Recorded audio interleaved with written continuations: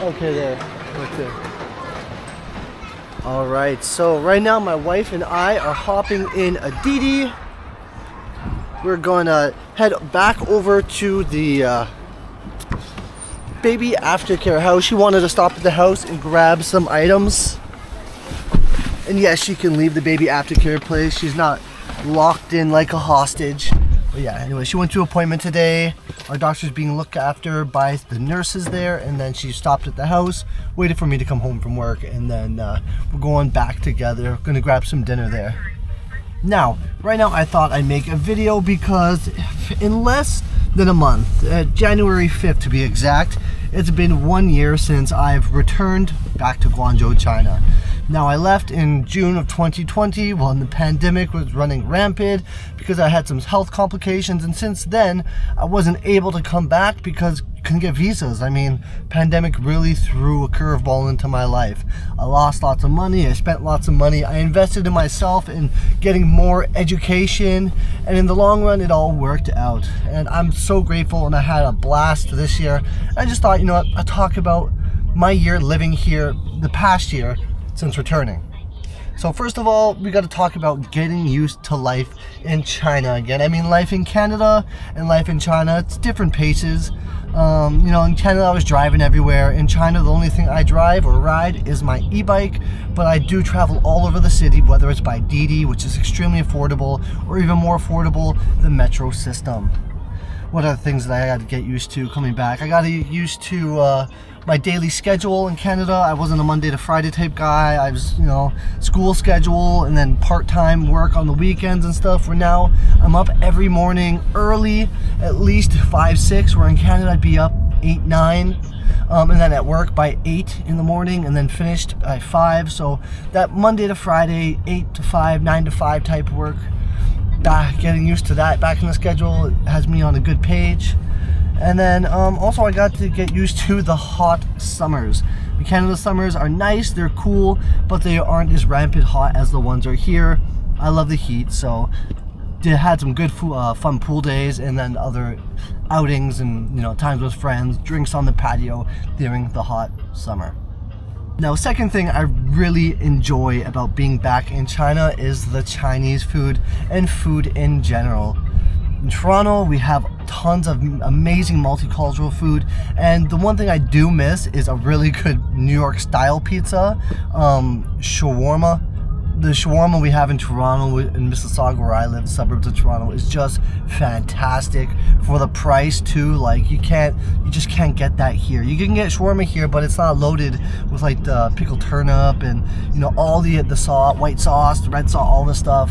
It's basically just chicken and, like, you know, it's not the same in Guangzhou. The Indian food in Canada is a little bit better as well, but that's the main things.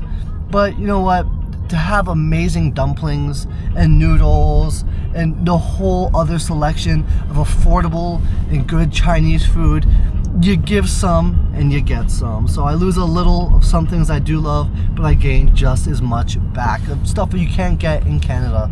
Can't get a good Lanzhou Lao Mian in Canada. You can't get authentic dumplings or dim sum that's as good as here in Guangzhou. What else? Michelin food places. In Canada, I've never would have gone to a Michelin food place. But in China, I've been to like 4 already this year. And I've been able to try tons of the Western restaurants and tons of Chinese restaurants. Canada, I'm lucky if I go out to an actual restaurant once a month.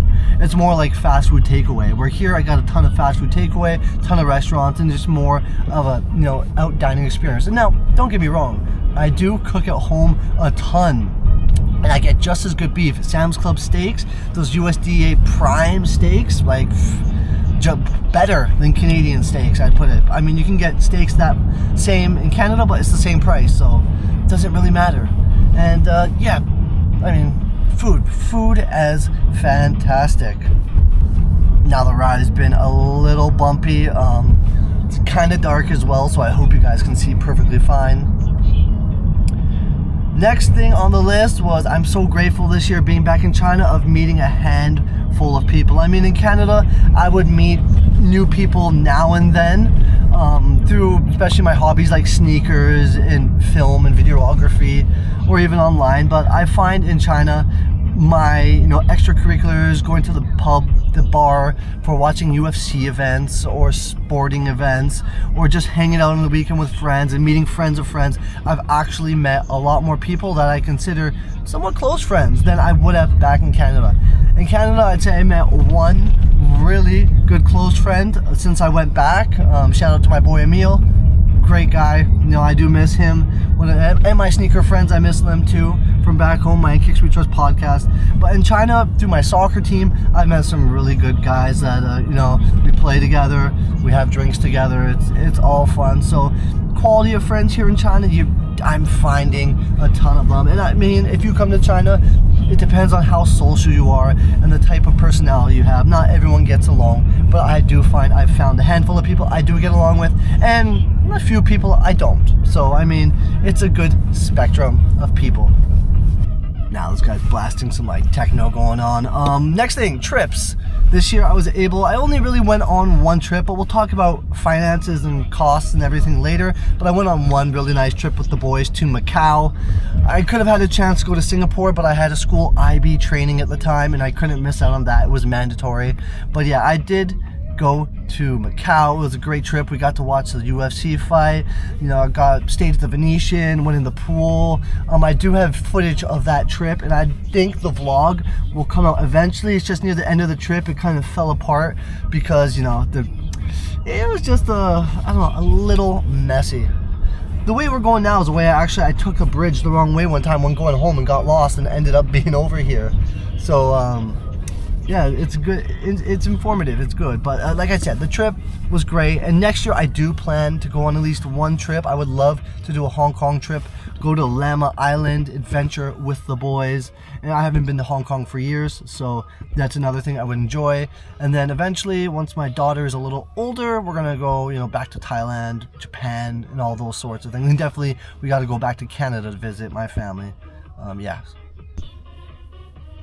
Now another thing, I added more work experience to my resume this year. I mean, I've been teaching at all different types of places, training centers, a little bit of primary, but mainly now kindergarten, and I'm really enjoying the experience. Teaching at an IB kindergarten, it has opened up a new world for me, and eventually one day in the future, I'll move on to an international school. When my daughter's older, I have sights on one school and a certain style of teaching. I would like to go down that path, so when I have more experience, for when I decide to take my Bachelor's of Education back to Canada one day, I have a nice resume that shows I'm very versatile and gives me a bit more options. There's a few places in Canada I wouldn't mind going back to, but right now my life is here in China, and I'm really enjoying my work, my career. Salary's been great, the people have been great, and the experience has been great. Now, one thing I can't forget to mention is through this channel, I've actually been able to help a handful of people. Some who are now already in China and didn't know what to expect, and some that are making the decision or plans to get over here. People are asking about requirements. People are asking about, types of jobs, salary for new people that have no experience teaching in China compared to salary of people that have taught for a year or two at least and have that on their resume. People that have had the work visa before and not. And then different cities, right? People have tons of questions, and I've done my best to inform people, and that's one of the main goals of this channel, was not just to show people my life, but to try to be informative and help people out, because it's always good karma to help others out and just share this beautiful place with them and see if they can start their own China story. A big thing, the cost of living is similar to what it used to be when I first arrived. I mean, food and stuff was maybe half the price when I first arrived, but I mean, salaries were lower, so cost of living is pretty much still the same. And for me, my cost of living, I made a lot, a fair and built enough through my salary, and then my other ventures, I've made some as well, but I did home renovations, I bought things pretty much whatever I wanted to, and also I had, a kid. Right, that can be expensive. But with all that being said, I still I saved 50,000 RMB from my salary which is still pretty good in my opinion. I mean, that's probably more than I would have saved back home in Canada. So now that I have everything I've needed, I can get back on track. Like I said, COVID cost me a lot of money, and next year I'm in clear light to save a lot of my salary. So just from my salary alone, it looks like next year I'm on track to save around 180,000 RMB. Now there's always going to be expenses that can come out of nowhere, things break down, but the major expense of like having a kid again, I'm not having a second one yet, if ever. You know, I'm not looking to do more renovations, so I can expect to save 180,000 RMB just from my salary. Then my e-commerce and, you know, my other lines of income, just know I'm saving so much money here. We're in Canada. If I claimed those on my taxes, I would be saving half. They're gonna take half. And since I'm, from all my income I'm making over a certain amount, they're definitely taxing me at the max rate. So, big tax breaks here. Last things I'd like to, you know, keep on mentioning is, lastly, having my daughter has been a great experience and something I wanted to do sooner, but I mean, the pandemic got in the way. My plan was in 2020, we go to Japan, and then as soon as we come back to Japan, have that kid. So my daughter is about 3 years behind track what we would have liked, but like I said again, we're back on track. Things are going great, and I'm so happy. We're headed to see her now. We're gonna order some food, see my daughter, and then I'll go home later tonight by Didi again. Now, 2 things that I need to work on that I didn't get around to as much that I would have liked to this year. And the one thing is going to the gym more. When I was back in Canada, I go almost every single day. I'd maybe take 1 day off, and my diet was on par. It's great. Here, I mean, I've been so busy with work. I do go usually 5 times a week, but there'll be the odd week every other, you know, once a month or something, or once every 2 months, where I just don't go for an entire week.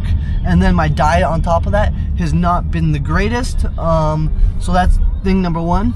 We are pulling up to where we need to actually get out at the baby care place here. So let me put this around right now. Let's look right here. There's a lot of good Arabic place here. We have Shiraz restaurant. Really, really nice places here. So anyways, let's get out, let's get out. I'm making sure there's no bike coming. Yes. You gotta be careful when you open doors, because you can see, like, right there, these people could be flying by. And you don't want to door someone with the car. It's actually a crime. You gotta watch. And then look, right where the baby care place is, you got that big, nice mall there. There's actually townhouses right over there behind the bus. And this whole area is lit up. Mint Cafe there, Shiraz. I've actually ordered from a bunch of these restaurants and had it delivered to my house before. There's some good Arabic places here in the area of Shisun. But okay, yeah, I mentioned getting back to the gym. That is something I would like to do quite a bit more, and come the new year, after I get a little more settled down, we'll see if that happens. It's for my health anyways. And the other thing that I need to get back to doing quite a bit more is practicing my Mandarin. My Mandarin has improved a little bit over the year of being back. I mean, being immersed in it. I'm picking up sentence structure a little bit more. I'm understanding more than I did, but it's still a very low level. I really need to work on that. And if I have time, again, like having a newborn daughter, it might be a bit rough, but if I have time, I will pick up some lessons and then get more of my studying. I got books that I need to get into. But anyways, we're here.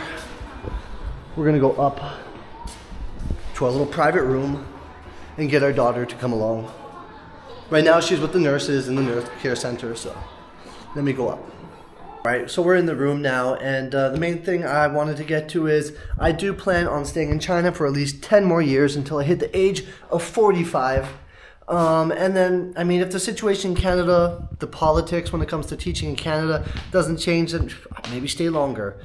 I don't know, but I would like to raise my daughter here until at least she hits like middle school age and just enjoy what China has to offer. But you never know, you know, things can always change in life. That's just the current plan. I love it here in Guangzhou. And I'm pretty sure if you come to visit China, Guangzhou, Shenzhen, Shanghai, any of these places, Beijing, you might just fall in love too. So anyways, guys, that is my recap video talking about me living in Guangzhou for the past year, returning since I got stuck in Canada and not allowed back into China since 2020. And yeah, great year for videos. This channel's almost monetized. I'm so happy. Almost hit 1,000 subs. Already hit 4,000 watch time hours. Couldn't be more happy and gracious for all you guys watching. Subscribers, fans, whatever you want to call you guys. Glad I'm here for you. Glad you're here with me for this ride. And until next time, take it easy.